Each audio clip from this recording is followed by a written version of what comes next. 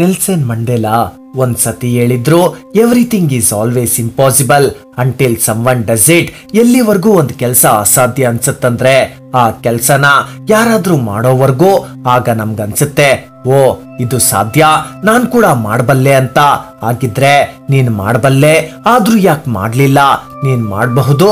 ಒಂದಂತೂ ನಿಜ, ಬೇರೆಯವ್ರು ಮಾಡೋ ಕೆಲ್ಸನ ನಿನ್ ಕೈಯಲ್ಲಿ ಮಾಡೋಕಾಗುತ್ತೋ ಇಲ್ವೋ ಗೊತ್ತಿಲ್ಲ, ಬಟ್ ನೀನ್ ಮಾಡೋ ಕೆಲ್ಸನ ಬೇರೆಯವ್ರು ಮಾಡೋಕೆ ಸಾಧ್ಯ ಇಲ್ಲ. ಇದು ಎಲ್ರಿಗೂ ಗೊತ್ತು. ನಿನ್ಗೆ ಯಾವ್ದು ಮುಖ್ಯ ಯಾವ್ದು ಮುಖ್ಯ ಅಲ್ಲ ಅಂತ ನಾವೇನ್ ಮಾಡ್ತೀವಂದ್ರೆ ನಮ್ ಲೈಫಲ್ಲಿ ಯಾವ್ದು ಮುಖ್ಯ ಅಲ್ವೋ ಅದನ್ನ ಜೀವನವನ್ನಾಗಿಸ್ಕೊಂಡಿರ್ತೀವಿ. ಆದ್ರೆ ನಿಜ ಏನಂದ್ರೆ ಇದು ನಮ್ಮ ಭವಿಷ್ಯವನ್ನೇ ನಿರ್ಧರಿಸುತ್ತೆ. ಅಭ್ಯಾಸ ಅನ್ನೋದು ಒಂದು ಚಿಕ್ಕ ಪದ, ಆದ್ರೆ ಒಂದು ಅಭ್ಯಾಸ ನಿನ್ನ ಇಡೀ ಲೈಫ್ನೇ ಬದಲಾಯಿಸ್ಬಿಡುತ್ತೆ. ನಿನ್ನನ್ನ ಒಂದು ಬ್ರ್ಯಾಂಡ್ ನನ್ನಾಗಿ ಮಾಡುತ್ತೆ, ನಿನ್ನನ್ನ ಸಕ್ಸಸ್ಫುಲ್ ಅನ್ನಾಗಿ ಬೆಸ್ಟ್ ಪರ್ಸನ್ ಆಗಿ ಮಾಡುತ್ತೆ. ಅದೇ ರೀತಿ ಒಂದು ಕೆಟ್ಟ ಅಭ್ಯಾಸ ನಿನ್ನ ಪೂರ್ತಿ ಜೀವನವನ್ನೇ ಬರ್ಬಾದ್ ಮಾಡುತ್ತೆ. ಮನಸ್ಸಲ್ಲಿ ಕೇವಲ ಸಾಧಿಸ್ಬೇಕು ಅನ್ನೋ ಇಚ್ಛೆ ಇದ್ರೆ ಸಾಧ್ಯ ಇಲ್ಲ. ನೀನ್ ಸಕ್ಸಸ್ಫುಲ್ ಆಗೋಕೆ ನಿನ್ನ ಡಿಸೈರ್ಸ್ ನ ನಿನ್ನ ಅಭ್ಯಾಸವನ್ನಾಗಿಸ್ಕೊಳ್ಬೇಕು. ಈ ಹ್ಯಾಬಿಟ್ಸ್ ಅನ್ನೋದು ಡಿಸೈರ್ಸ್ ಗಿಂತ ತುಂಬಾ ಪವರ್ಫುಲ್. ನಿನ್ನ ಇಚ್ಛೆ ನಿನ್ನ ಥಿಂಕಿಂಗ್ ಜೊತೆ ಸೇರ್ಕೊಂಡಿರುತ್ತೆ. ನೀನ್ ಬರೀ ಯೋಚಿಸ್ತೀಯಾ ಮತ್ತೆ ಮರ್ತೋಗ್ತೀಯಾ, ಅದ್ರ ಬಗ್ಗೆ ಯಾವುದೇ ಆಕ್ಷನ್ ತಗೊಳಲ್ಲ. ಅಂದ್ರೆ ಡಿಸೈರ್ಸ್ ಆರ್ ಟೆಂಪ್ರರಿ. ಅದೇ ಹ್ಯಾಬಿಟ್ಸ್ ನಮ್ಗೆ ಏನ್ ಬೇಕೋ ಅದ್ರ ಬಗ್ಗೆ ಕೆಲಸ ಮಾಡ್ತೀವಿ. ಒಳ್ಳೆ ಹ್ಯಾಬಿಟ್ಸ್ ಡಿಸೈರ್ಸ್ ಗಿಂತ ಸ್ಟ್ರಾಂಗ್ ಆಗಿರುತ್ತೆ. ಒಂದೆರಡು ದಿನಗಳಿಂದ ಓಡ್ತಿದ್ದೆ, ಓಡಿ ಓಡಿ ಸುಸ್ತಾಯ್ತು, ಎಲ್ಲಾದ್ರೂ ನಿಲ್ಬೇಕು ಅನ್ನಿಸ್ತು. ಆದ್ರೆ ಮನಸ್ಸು ಕೇಳಲಿಲ್ಲ. ಯಾಕಂದ್ರೆ ನಾನು ಓಡೋಕೆ ನಿರ್ಧಾರ ಮಾಡಿದಾಗ ಆಗ್ಲೇ ಡಿಸೈಡ್ ಮಾಡಿದ್ದೆ, ನಾನಿಲ್ಲಿ ಸ್ಟಾರ್ಟ್ ಮಾಡಿದ್ರೆ ಎಂಡ್ ಮಾಡೋದು ಮಾತ್ರ. ನಾನೆಲ್ಲಿ ನಿಲ್ಬೇಕು ಅನ್ಕೊಂಡಿದ್ದೀನೋ ಅಲ್ಲೇ ಅಂತ. ಆದ್ರಿಂದ ಕಷ್ಟ ಆದ್ರೂ ಪರವಾಗಿಲ್ಲ ಅಂತ ಸ್ವಲ್ಪ ದೂರ ಓಡೋಣ ಅಂತ ಓಡೋದನ್ನ ನಿಲ್ಸ್ದೆ, ಓಡ್ದೆ. ಆಗ ನನ್ನ ಜೀವನದ ಒಂದು ಬಹುದೊಡ್ಡ ಪಾಠವನ್ನ ಕಲ್ತೆ. ಒಂದ್ ವೇಳೆ ನನ್ ಮೈಂಡ್ ಅಲ್ಲಿ ಎಂಡ್ ಪಾಯಿಂಟ್ ಇಲ್ಲ ಅಂದಿದ್ರೆ ಮೇ ಬಿ ಮಧ್ಯದಲ್ಲೇ ನಿಂತು ಬಿಡ್ತಿದ್ದೆ, ಸುಸ್ತಾದಾಗ್ಲೇ ನಿಂತು ಬಿಡ್ತಿದ್ನೇನೋ.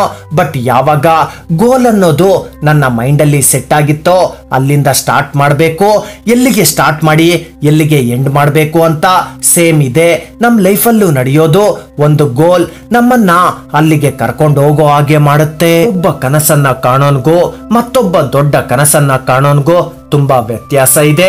ಒಬ್ಬ ವ್ಯಕ್ತಿ ದೊಡ್ಡ ಕನಸನ್ನ ಕಾಣೋನ್ಗೂ ಮತ್ತೊಬ್ಬ ತನ್ನ ಕನಸಿಗಾಗಿ ಕೆಲಸ ಮಾಡೋನ್ಗೂ ತುಂಬಾ ವ್ಯತ್ಯಾಸ ಇದೆ. ಒಬ್ಬ ಯೋಚಿಸ್ತಾನೆ ನನಗಿದ್ ಬೇಕು, ಒಂದ್ ವೇಳೆ ಸಿಕ್ಕಿಲ್ಲ ಅಂದ್ರೂ ಪರವಾಗಿಲ್ಲ ಅಂತ.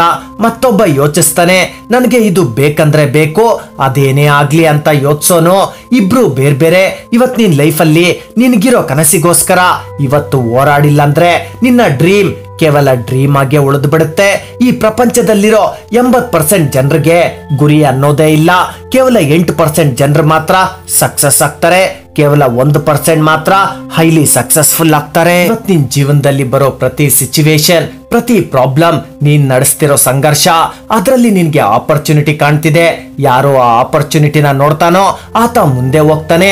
ಆ ಆಪರ್ಚುನಿಟಿನ ನೋಡ್ದಿರ ಇಲ್ದಿರ ಇರೋನೋ ಆತ ಅಲ್ಲೇ ಇರ್ತಾನೆ.